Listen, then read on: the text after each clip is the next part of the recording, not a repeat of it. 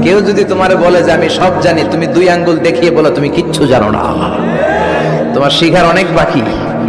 জাননেওয়ালার উপরও জাননেওয়ালাও আছে, ঠিক কিনা? এজন্য আমরা যেন বিনয়ী হই। বিনয়, হাম্বলনেস, আরবিতে বলে তাওয়াদু, এটা খুবই জরুরি। এগুলো আমাদের মধ্যে এখন নাই। আমাদের মধ্যে ইগো প্রবলেম আছে না নাই?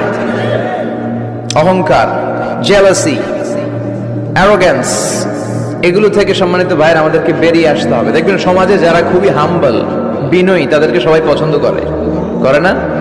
আর অহংকারীদের কেউ পছন্দ করে না। সামনে সালাম দেয়, পিছনে গালি দেয়। কথা বলেন। এজন্য অহংকারী হবেন না, বিনয়ী হবেন। বিশ্বনবী বলছেন, আল্লাহ আপনি আমার বিনয়ী বানান, আপনি আমার ধৈর্যশীল বানান, আপনি আমার শুকর গুজার বানান। আমার চোখে আল্লাহ আপনি আমার ছোট বানান, মানুষের চোখে আপনি আমারে বড় বানান। পড়েন আমিন।